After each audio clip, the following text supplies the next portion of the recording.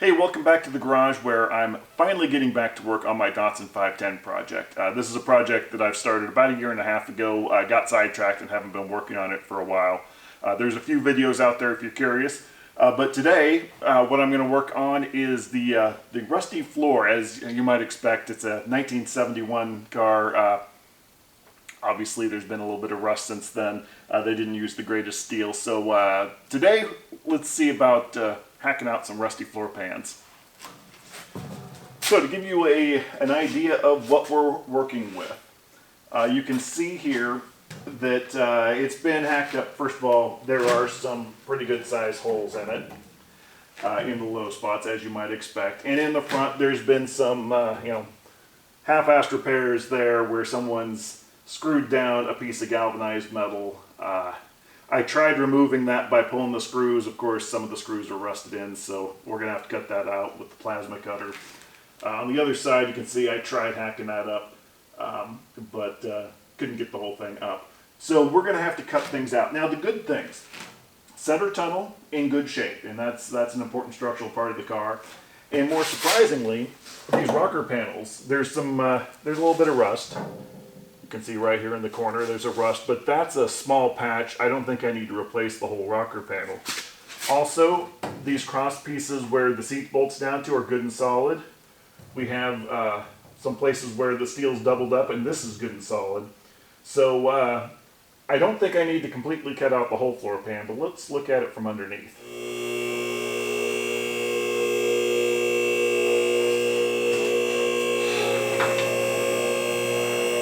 So underneath, yeah, you can see that under the driver's side, all the original metal's completely gone. So we're going to have to just hack all of that out. These subframe pieces here on both sides, they're not in bad shape. But one of my plans here is I want to make the car good and ready. The plan is not to make this a factory restoration by any means. My plan is to make a hill climb racer in a reasonable street car out of it, reasonably comfortable street car, I should say. So my plan actually is to remove this. This is spot welded up to the subframe that the engine and suspension bolts into. I'm going to cut the subframe out and build frame connectors that are going to bring it all the way back to this area where the rear suspension bolts in. So that should tie the front to the back of the car and give me some good support. But the first thing we need to take care of is these floor pans. So I'm going to cut these out.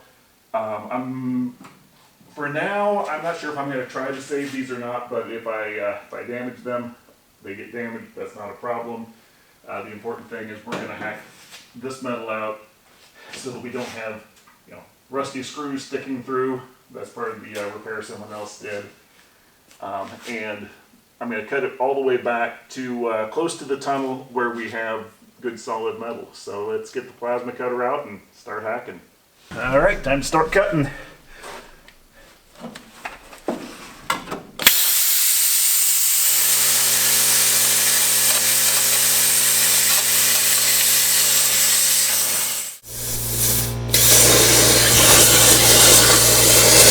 Oof.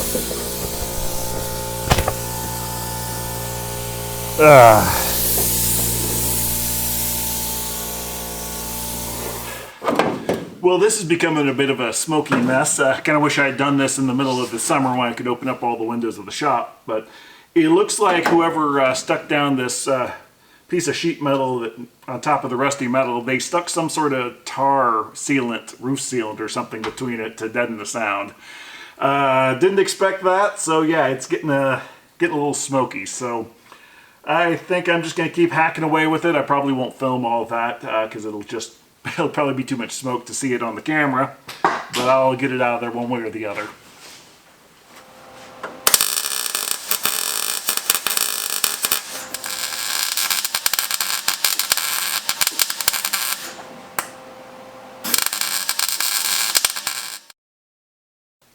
All right, day 2 of the floor pan removal. Made pretty good progress yesterday getting things removed. You can see I've got big, massive holes. I've made a horrible mess of the floor of the shop, but that'll clean up. I've got a couple of pieces of 1-inch square tubing welded in across the supports there, just to give the car a little support while I'm cutting metal out. And more interesting, over here, this is the massive pile of metal that I have removed. 3 layers deep in some places where they had slapped on repair panels in the past. So let's get it up on the lift and I'll show you exactly what I cleaned up yesterday. So on the passenger side, you can see that I still have just the rough cut from the plasma cutter. But here on the driver's side, you can see I still need to clean up things a little bit, but I've actually removed, cut all the spot welds and removed the floor where it was flanged up against the outer part. Also, where the subframe was, or the subframe extension, the subframe is still on the car, but I've cut out the spot welds. You can see I went a little too deep and drilled holes in it all the way through, which I didn't mean to do, but I can weld those up. And I'm going to build a new subframe that connects to the same place and runs all the way to the back of the car. So you can see how it was before. This subframe extension is just spot welded onto the subframe. And here you can see the rusty bits of that flanged floor pan that I'm going to remove from this side. So let's get to work on this now. So in order to get this flanged piece of floor pan out, I need to cut the spot welds. To get the spot welds, I have to be able to see them. So what I'm going to do is I'm going to take my grinder with a cup brush on it and clean that up. We should be able to see where the spot welds are.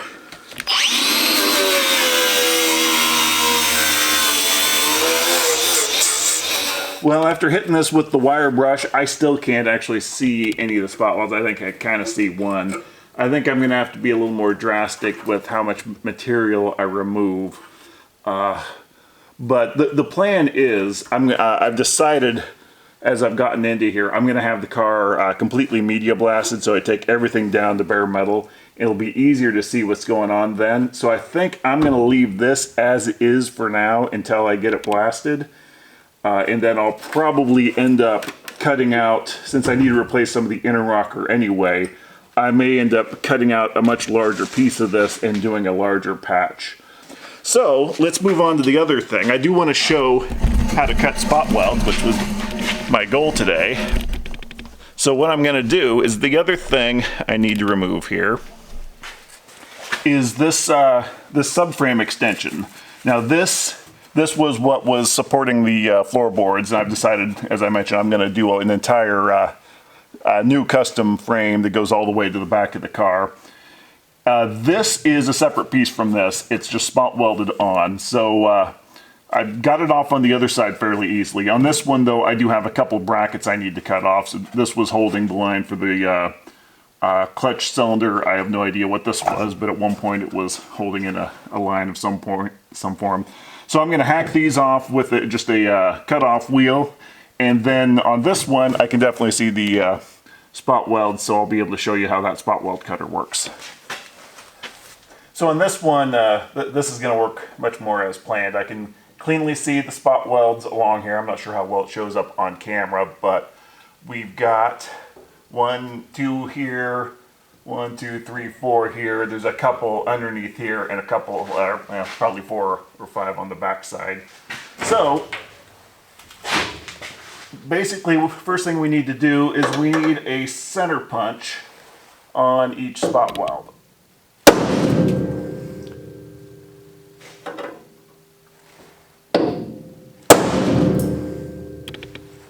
So what I'm using is an actual spot weld cutter. Now you can do this with a drill bit. I've done it like that before.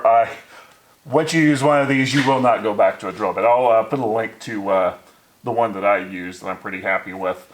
So what it is, it's basically an annular cutter. There's a small spring-loaded, you can see that is spring-loaded on the tip. That just keeps it centered. And then there's this cutter around the outside that actually cuts the spot weld out. So we did the center punch to help keep this centered, and it should dig in a little bit on its own from the spring tension. And the idea is to just go through the outer piece of metal. As you can see, you saw earlier on the other one, I went a little too deep on some and did drill all the way through, which is not ideal, but with a drill bit, that's what you'd be doing all the time. So this is still better than a drill bit, even if you do go through.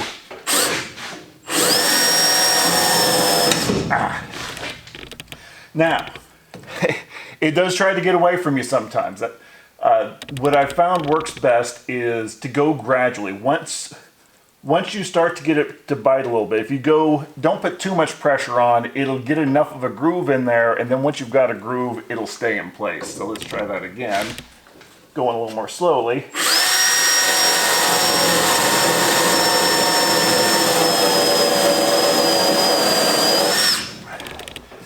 Now, you probably couldn't see much of that, but what I did is once I got a little bit of a groove and I knew it wasn't going to try to wander, I pushed it a little bit farther. I'm going to try to do this next one. Hopefully this gives you a little bit better of an angle. Kind of awkward here, getting the camera in the right place.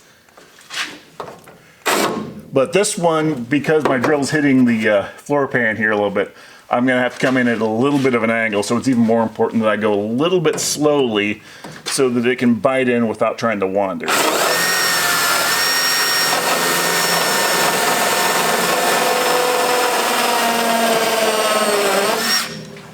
Okay, that's working pretty well. A little deeper, I think, should be good.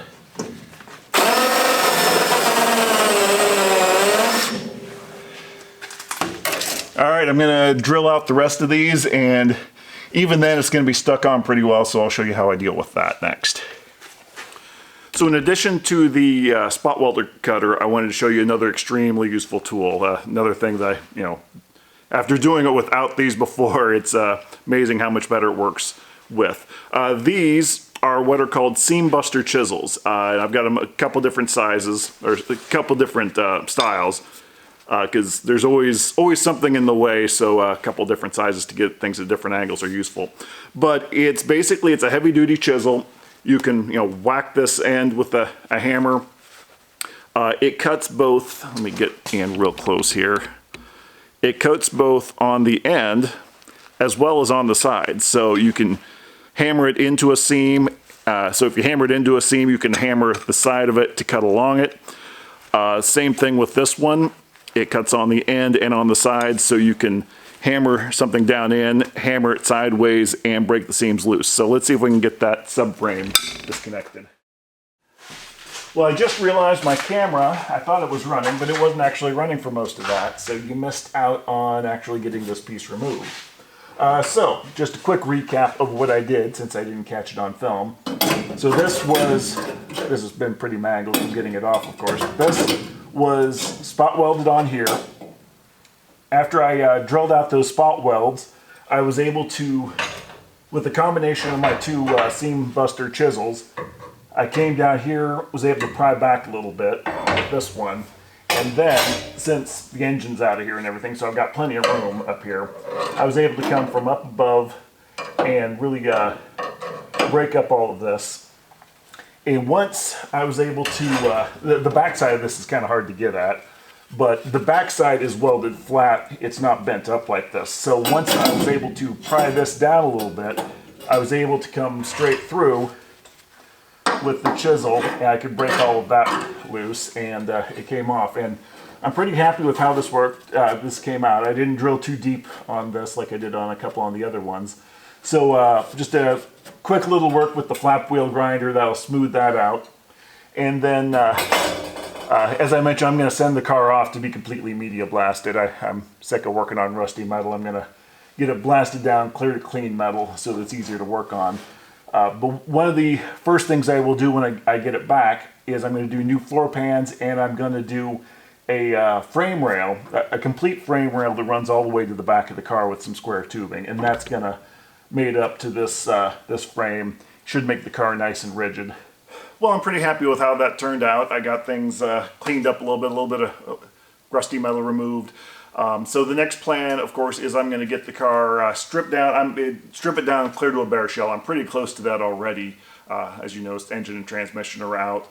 I've removed every bit of wiring from the car. I don't plan on using any of the existing wiring or any brake plumbing or fuel plumbing, I'm going to go all brand new on that. It's just not worth the hassle of reusing any of that.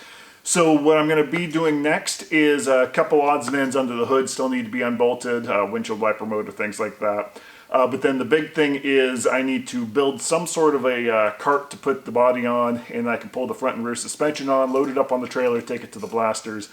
So hopefully the next time you see this, I may do a video on removing the suspension, but I don't think there's anything too interesting there. It's basically, it's the rear, it's like 4 bolts, the whole rear subframe comes right out.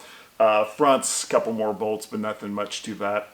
But I'm going to haul this off to the blasters, so hopefully the next time you see this, it will be completely in bare metal and no rust on it. I'm a little afraid of what I'm going to find when all the paint and there's a little bit of Bondo covering up some stuff. I don't know how nasty things are underneath there. There may not be a lot of car left, but we'll know exactly what we've got to work with then. So if you're interested in seeing any of that, subscribe to the channel and you'll be notified when those videos come up. And until then, get out and do something interesting in your garage.